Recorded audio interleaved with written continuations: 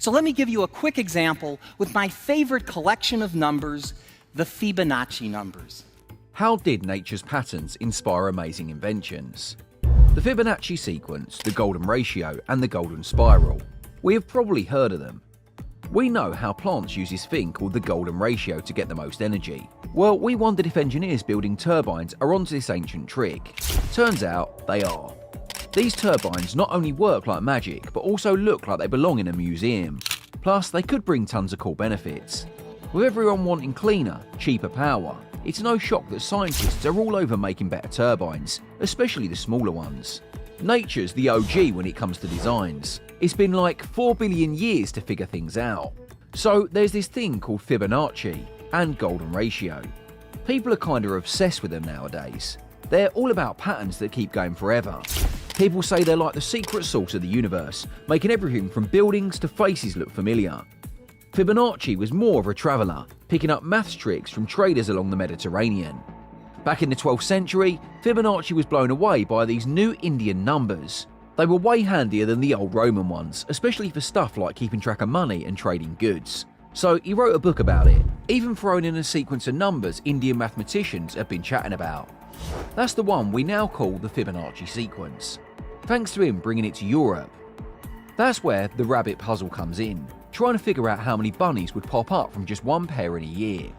We start with two numbers, and then we add them up to get the next one. That's the Fibonacci sequence for you. But it's connected to something called the golden ratio. Back in the day, smarty pants like Plato and Pythagoras figured out this cool ratio thing. It's all about dividing a line in a super special way. When we divide the line just right, the ratio of the smaller part to the bigger part is the same as the ratio of the bigger part to the whole line. And it's not just lines.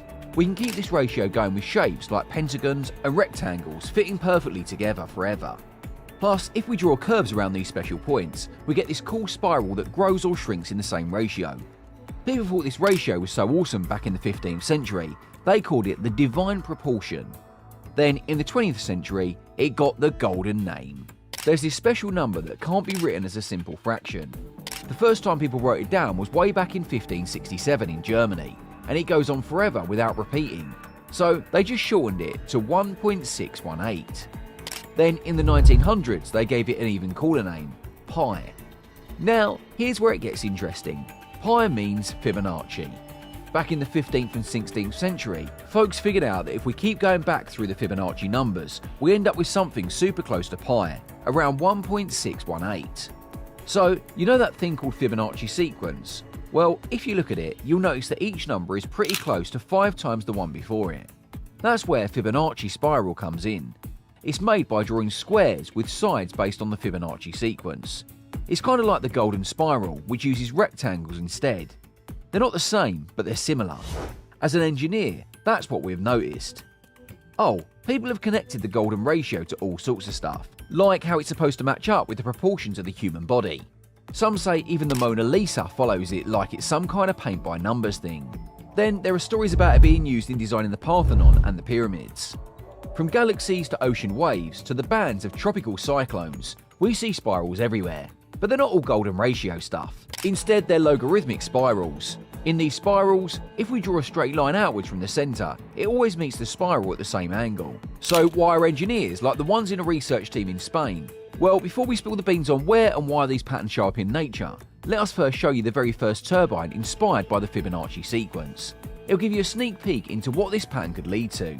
It's all about learning by doing, and it's the perfect way to help you nail down math, science, and engineering concepts at your speed.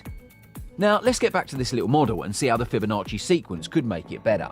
This here is half of a Savonius wind turbine. These turbines work by catching the wind's drag to spin.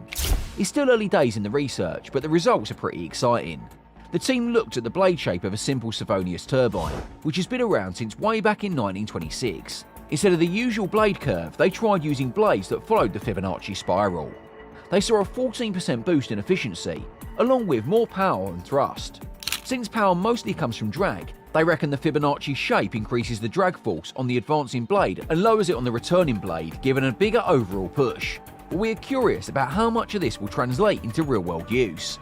When you count the spirals in each direction on a sunflower, you'll notice it matches up with the Fibonacci sequence. Although it's worth mentioning that there are some exceptions. The Royal Society got people to help count sunflowers, and after checking 657 of them, they found that about 1 in 5 had even more intricate patterns. Now that's sure to keep scientists busy for a while, but most sunflowers do follow the Fibonacci sequence. Pine cones are similar, and so are pineapples, a pattern made from hexagons next to each other. In this pattern, 3 types of spirals pop up, 8 going right, 13 going left, and 21 going up. And when we check out how leaves are arranged on some plants, it gets even more interesting. The angles between leaves is around 137.5 degrees. That's what you'd get if you wrap the golden ratio around a circle and measured the smaller angle. Turns out this golden angle makes sure one leaf doesn't block out the next too much. Let's start with an experiment using a hydro energy turbine designed to follow the golden spiral. The idea was to have the spiral turn around a core so that the blade's width expanded at a ratio of 1.618. Researchers tested it in a water canal and found that compared to a typical propeller turbine with the same blade size, the 3-blade golden spiral was 15% more efficient at slow water speeds. However, these benefits didn't hold up as the water sped up.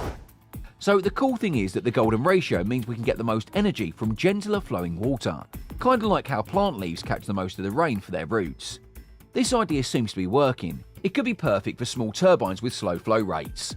I'm really curious to see how it holds up as they make bigger versions. And now let's talk about a turbine that's out there in the real world, the Liam F1 Archimedes. The Chief Technology Officer said it's based on the golden spiral. It seems more like a logarithmic spiral. Maybe the name is just a nod to the Archimedes screw, which kinda looks similar. It's possible to design a turbine inspired by various spirals, but the name might need a little clarification. Robert Marie Smith showcased an Archimedes spiral wind turbine, but this one isn't exactly like the traditional ones. Still, it's a cool example of using spiral designs instead of blades, like in most regular horizontal axis turbines. When the wind blows, it creates a pressure difference, which gets the blade spinning. It doesn't need a ton of wind to get going. The discovery was first published in a 2014 paper co-authored by the inventor of the Liam F1 turbine. This turbine automatically turns to face the wind direction. It could even power extra stuff on boats. Now, as for how it works well, it's supposed to be more efficient than other turbines meant for urban areas. In the research paper, it was about 25% efficient at turning wind into electricity, but on the commercial website they claim it's 40% efficient, which is pretty impressive. Some smart folks are even looking into using Fibonacci sequences and golden spirals to make them even better. However, they might not replace the big turbines in wind farms because of weight and drag issues. Still, these spiral turbines are pretty neat and could really help make our world more sustainable. So if you're curious to find out more about this, do share your questions in the comment section. And also don't forget to hit the like and subscribe button. Until next time, see you all later.